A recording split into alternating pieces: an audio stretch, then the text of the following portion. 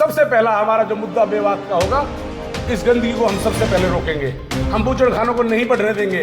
हमारा मकसद है यूनिवर्सिटी है, हमारा मकसद है 4 लेन है, हमारा मकसद है हमारे अच्छे इंस्टीट्यूट, हमारा मकसद है अच्छे खेल ग्राउंड, हमारा मकसद है मेवात का विकास। इन चीजों से मेवात का विकास बिल्कुल नहीं हो रहा। मैं सबसे पहले अपने मेवात के लीडरों को जिम्मेदार मानता हूँ, क्योंकि उन्हें आखिर सोचना चाहिए, वही जनता की आवाज बन सकते हैं। उसके साथ साथ मैं जनता के जिम्मेदार लोगों को जिम्मेदार मानता हूँ, जो समाज के बुद्धिजीवी लोग हैं, जितने समाज के संगठन हैं, उनको आगे आना चाहिए। मैं साथियों आपको बता दूं, कहीं ना कहीं मेवात का एक बहुत बड़ा खतरे की तरफ इशारा दे रहा है मामला।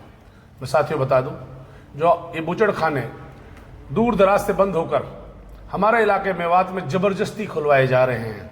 साथियों मैं बता दूं, करीबन 10-12 खुल चुके हैं और सैकड़ों एनओसी और इशू हो रही हैं।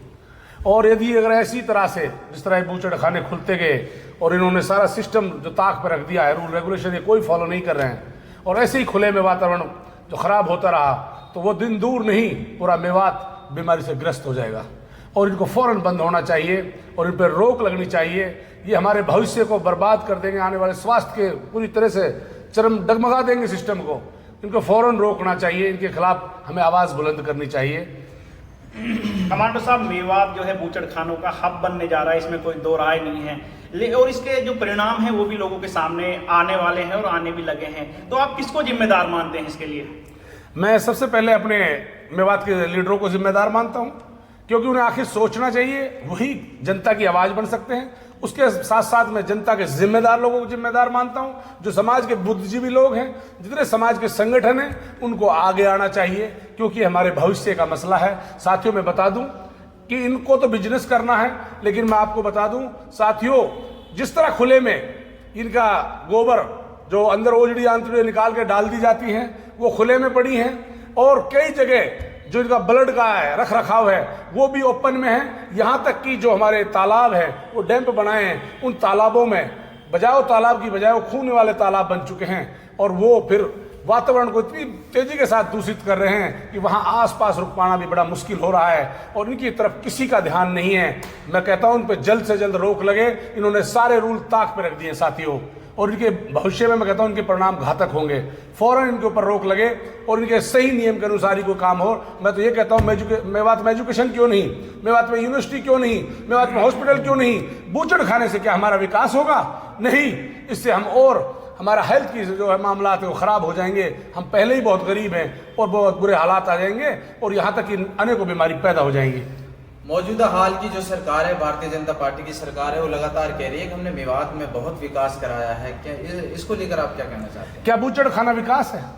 नहीं, ये तो अपने आप में एक विनाश है। साथियों मैं बता दूं, इस जो स्लॉटर हाउस होते हैं, इसके कड़े नियम होते हैं, एक सिस्टम मैनेजमेंट होता है। यहां तो कोई रूल ही फॉलो नहीं कर रहा। इससे तो हम, मैं कहता हूं कि भाई आप बताओ, अगर विकास की बात आती है, इन फैक्ट्रियों के अंदर, इन कंपनियों के अंदर, आप बताओ ये कई सौ करोड़ का टर्नओवर है, क्या इन्होंने मेवात में कुछ डेवलप किया?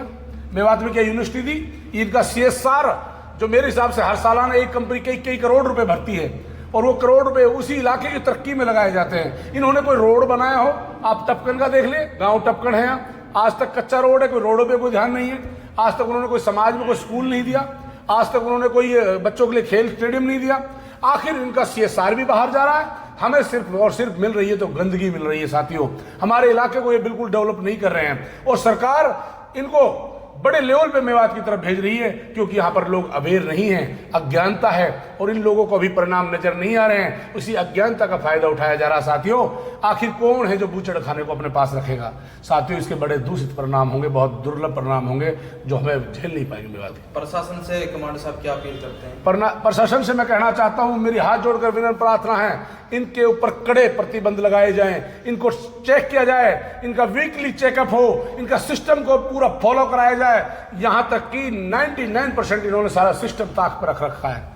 आप देख सकते हैं, बहुत सी वीडियोस में देख रहा हूं, और मैं कहूंगा कि आप लोगों के पास भी जो वीडियो हैं वो इस न्यूज में जरूर डालें कि तालाब के तालाब ब्लड के भरे हुए हैं, और वो ओपन तालाब है, डैम पे, उनका जो वायु को प्रदूषित कर रहे हैं, वो कहीं ना कहीं बहुत नुकसानदायक हमारे मेवात की तरफ बढ़ रहा है। ऐसे भी आरोप लगाए जा रहे हैं लोगों के कि यहाँ पे जो वर्कर्स हैं वो नाबालिग हैं, इसको लेके क्या कहेंगे आप? अगर ऐसा है यहाँ पर नाबालिग वर्कर से कड़ी कार्रवाई होनी चाहिए। और मैं कहता हूं कि ये बिल्कुल एक अज्ञानता है और कहीं ना कहीं अवेयरनेस की कमी है और सख्त से सख्त बाल आयोग की कार्रवाई हो और फौरन कार्रवाई होनी चाहिए। मैं प्रशासन से उम्मीद करता हूं अगर इस तरह की और है तो इनको फौरन बंद भी करना चाहिए और इनके ऊपर जुर्माना लगाना चाहिए। आने वाले समय में कोई बड़े प्रदर्शन या बड़ा विरोध करने के लिए कोई चेहरा सामने आ सकता है क्या? लोकसभा चुनाव के बाद फौरन सबसे पहला हमारा जो मुद्दा मेवात का होगा, इस गंदगी को हम सबसे पहले रोकेंगे। हम बूचड़खानों को नहीं बढ़ने देंगे। हमारा मकसद है यूनिवर्सिटी है, हमारा मकसद है 4 लेन है, हमारा मकसद है हमारे अच्छे इंस्टीट्यूट, हमारा मकसद है अच्छे खेल ग्राउंड, हमारा मकसद है मेवात का विकास। इन चीजों से मेवात का विकास बिल्कुल नहीं हो रहा और जितने भी स्लाटर हाउस खुल गए ये सारे को रूल फॉलो करने पड़ेंगे। इनके पास जाकर चेक करेंगे और समय समय पे अवगत कराएंगे और सरकार को भी बहुत जल्द लिखकर हमारी समाज सुधार कमांडो टीम मेवात जल्द लिख कर देगी। और साथ ही साथ मैं समाज के बुद्धिजीवी लोगों से, सभी संगठनों से गुजारिश करता हूं कि सभी साथी इसको लिखे भेजें, डीसी साहब के मार्फत सीएम साहब को भेजें। किसी भी हाल सूरत में मैं बता दूं साथियों, सरकार अल्पमत में आ चुकी है, फिलहाल आचार संहिता लगी हुई है। मैं कहता हूं कि आचार संहिता हटते ही फौरन हम लिखित में कार्रवाई करेंगे, क्योंकि बहुत जल्द मुझे उम्मीद है, भरोसा है कि समाज के बुद्धिजीवी लोग भी, मैं एक कांग्रेसी नेता होने के नाते भी इस चीज पे जिम्मेदारी समझूंगा कि मैं एक सामाजिक संगठन के साथ साथ मैं कांग्रेस लीडर भी हूं और मेरी जवाबदारी बनती है कि मैं अपने इलाके के अंदर कम से कम इस आवाज को बुलंद करूं और इस आवाज बुलंद करने के लिए मैं पहला कदम मेरा आगे होगा।